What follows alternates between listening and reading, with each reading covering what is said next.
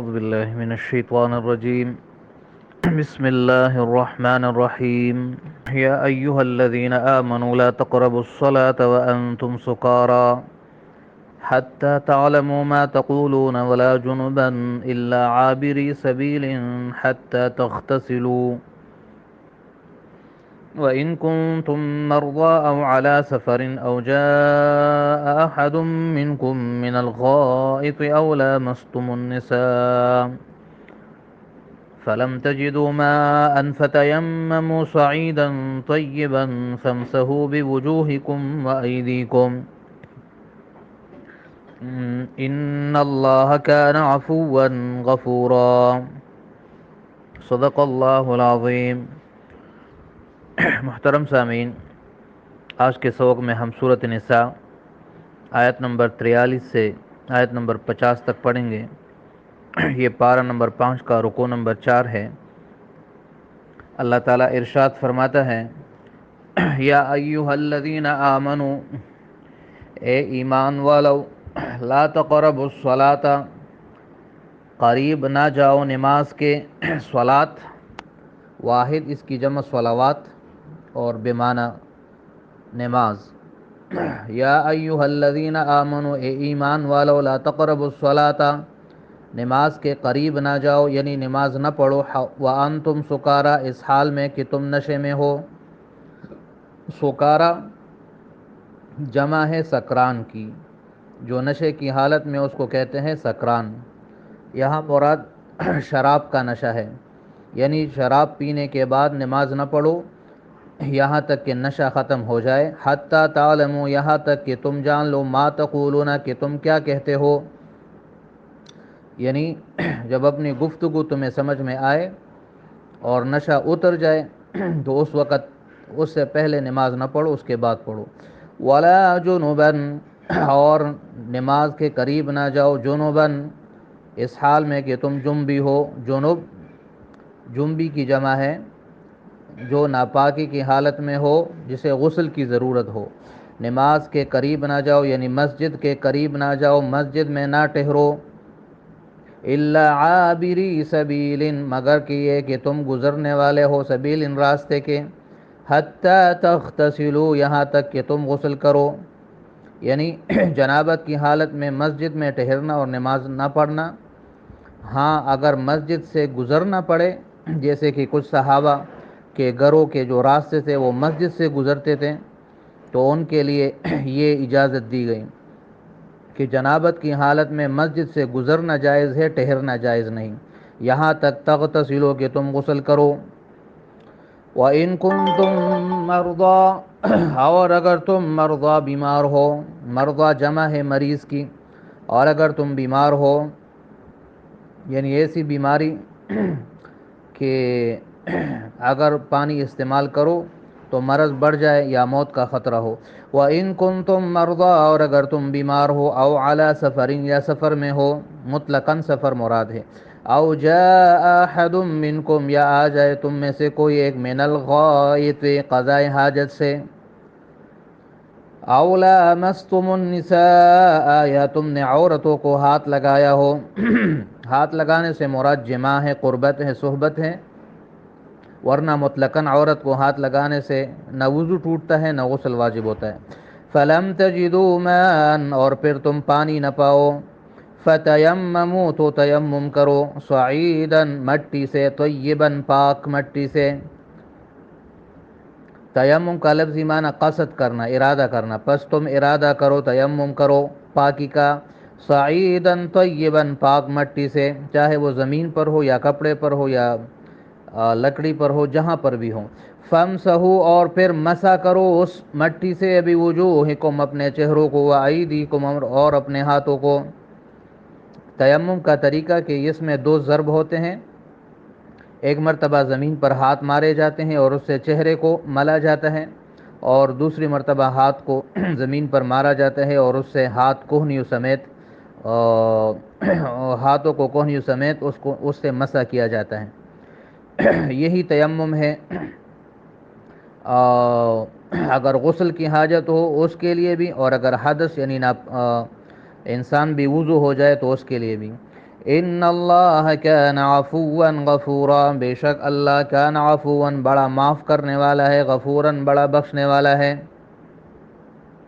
الم تر الی الذین، کیا آپ نے نہیں دیکھا، الی الذین ان لوگوں کو، اوتو جن کو دیا گیا، نصیبا من الکتاب ایک حصہ کتاب سے، اس سے مراد یہودی ہے، یشترون الضلالۃ کہ وہ گمراہی خریدتے ہیں ہدایت کے بدلے، مراد یہاں پر تحریف ہے اللہ کے کلام میں، تورات میں، وَيُرِيدُونَ اور وہ چاہتے ہیں، أَن تَضِلُّوا السَّبِيلَ کہ تم بھی سیدھے راستے سے بھٹک جاؤ، یعنی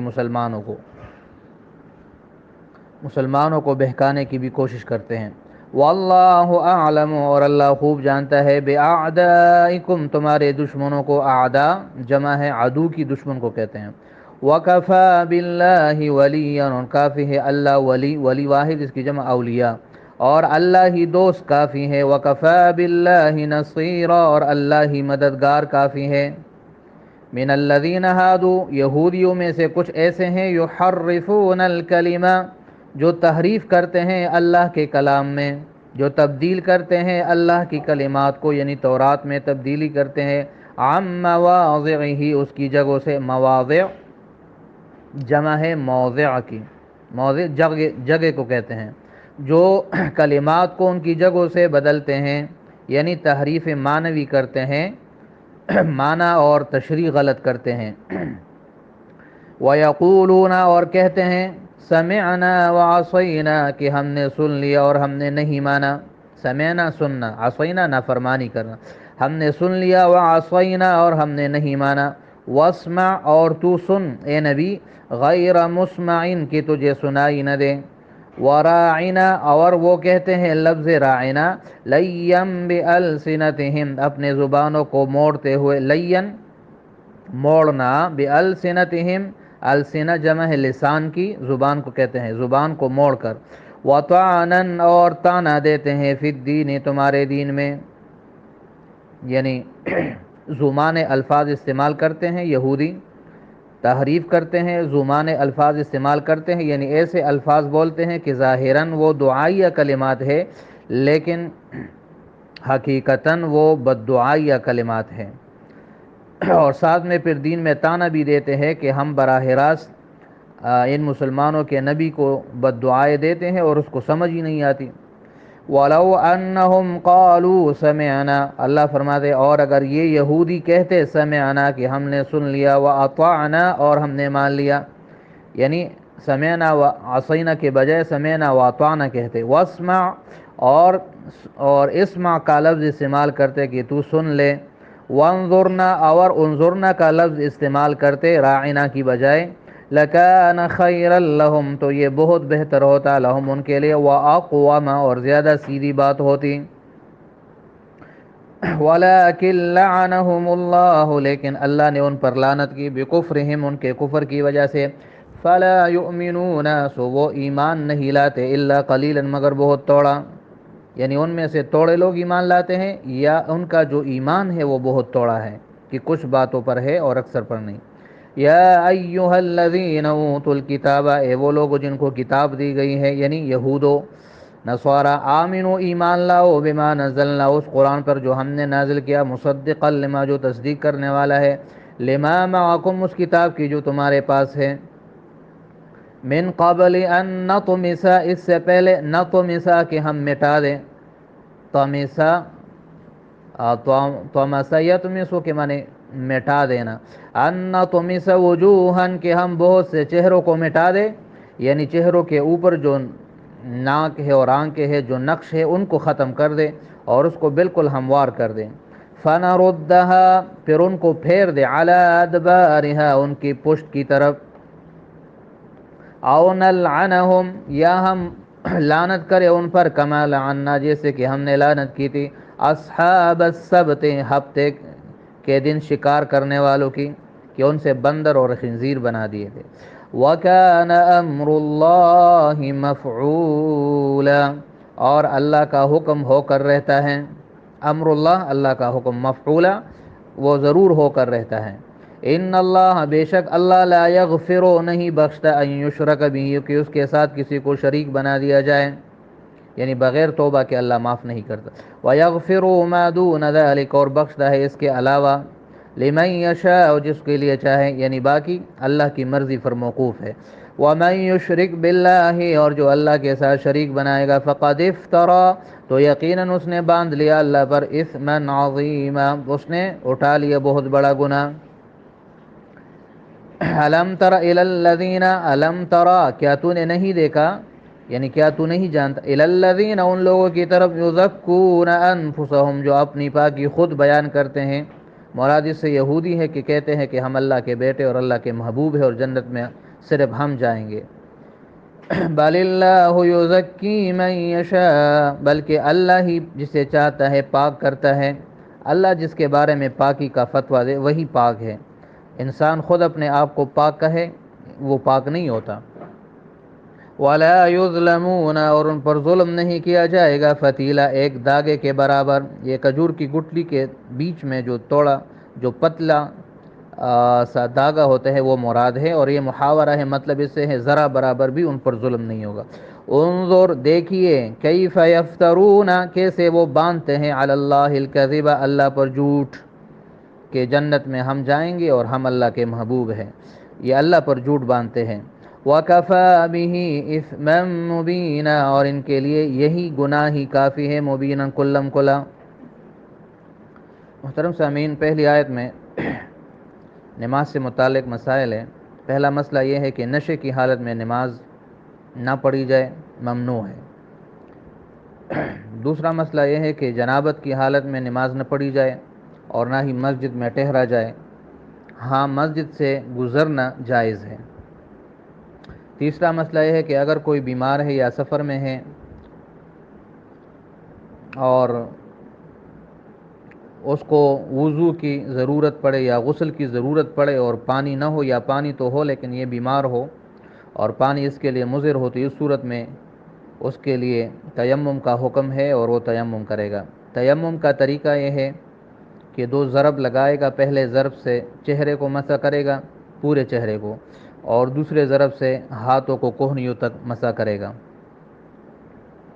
آگے آیت نمبر 44 اور 45 میں یہودیوں کی چند قباحتوں کا تذکرہ ہے کہ یہودی جو ہے یہ گمراہی خریدتے ہیں اور لوگوں کو گمراہ کرنے کے لیے لوگوں کو گمراہ کرنے کا سوچتے ہیں، اور ان کی چاہت ہے کہ مسلمانوں کو گمراہ کر دیں اور مسلمانوں کے ساتھ دشمنی کرتے ہیں، اور اللہ کے کلام میں تورات میں تحریف کرتے ہیں، لفظاً بھی اور معناً بھی.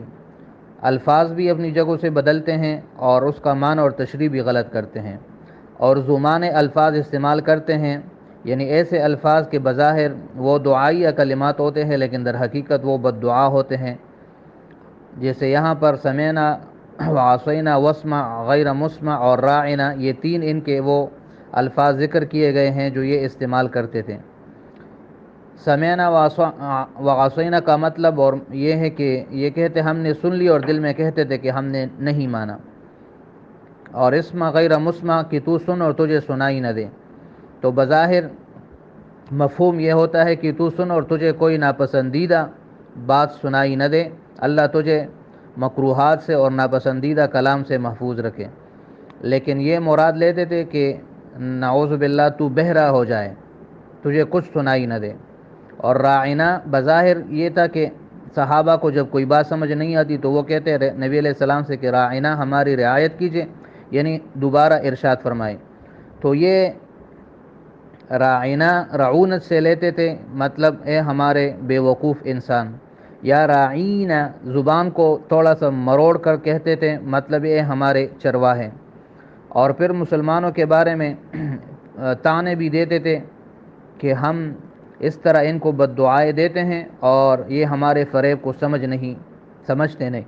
تو اللہ تعالیٰ نے یہ آیت اتاری اور ان کے اس فریب کا پردہ چاک کیا اور ان کو صحیح الفاظ بھی سکھا دیے. تو اس سے معلوم ہوا کہ ایسے الفاظ جو زمانے ہو اور جس سے دوسرے انسانوں کو تکلیف ہوتی ہو اس کو چھوڑ دینا چاہیے اور واضح گفتگو کرنی چاہیے، واضح کلام استعمال کرنا چاہیے.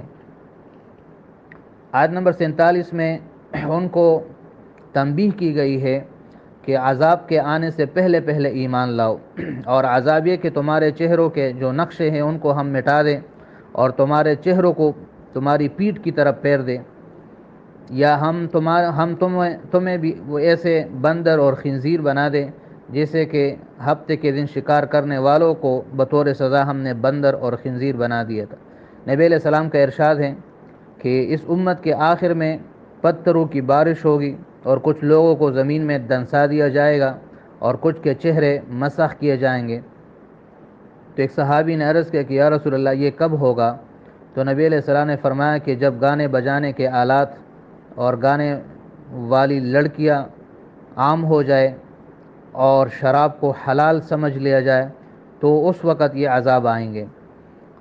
تو ان سے پہلے پہلے اللہ فرماتے ہیں کہ ایمان لاؤ اور توبہ کر لو کہ اس طرح کے عذاب وہ اللہ تعالیٰ تم سے ہٹا دے۔ آگے آیت نمبر 48 میں ہے کہ اللہ شرک کو معاف نہیں کرتا بغیر توبہ کے۔ ہاں اگر کوئی توبہ کر لے تو اللہ معاف کرتا ہے، باقی شرک اور کفر کے علاوہ جو گناہ ہیں وہ اللہ کی مرضی پر موقوف ہے، چاہے تو توبہ سے معاف کرے، چاہے بغیر توبہ کے معاف کرے، چاہے نیک اعمال کی وجہ سے معاف کرے یا اپنے فضل سے معاف کرے، وہ اللہ کی مرضی پر ہے جس کے لیے چاہے اور جتنا چاہے۔ ہاں جو شرک کرے گا تو وہ بہت بڑا گناہ ہے اور اللہ اس کو بغیر توبہ کے معاف نہیں کرے گا۔ آیت نمبر 49 میں ان یہودیوں کو زجر اور ڈانٹ پلائی گئی ہے جو اپنے آپ کے پاک ہونے کے دعوے کرتے ہیں، تو اللہ نے فرمایا کہ پاک وہ ہے جسے اللہ پاک کرے، کوئی اپنے زبان سے اپنے آپ کو پاک کرے اس سے وہ پاک نہیں ہوتا۔ اور آیت نمبر 50 میں ہے کہ یہ یہودی اللہ پر جھوٹ باندھتے ہیں، یعنی یہ کہتے ہیں کہ جنت میں صرف ہم جائیں گے اور اللہ نے ہمیں یہ سرٹیفکیٹ دی ہے کہ جنت ہم نے تمہارے لیے بنائی ہے۔ تو ان کے پاس کون سی دلیل ہے اللہ کی طرف سے؟ کوئی نہیں ہے، بس یہ صرف اللہ پر جھوٹ باندھتے ہیں اس طرح کے دعوے کر کے۔ اور آخر میں اللہ نے فرمایا کہ ان کے لیے بس یہی گناہ کافی ہے کہ یہ اللہ پر جھوٹ باندھتے ہیں، کیونکہ اللہ پر جھوٹ باندھنا یہ بہت بڑا گناہ ہے۔ تو یہ آج کے سبق کا خلاصہ ہے، امید ہے آپ کو سبق سمجھ آ گیا ہوگا، باقی انشاءاللہ کل پڑھیں گے۔ صدق اللہ العظیم و صدق رسولہ النبی الکریم۔ السلام علیکم ورحمۃ اللہ وبرکاتہ۔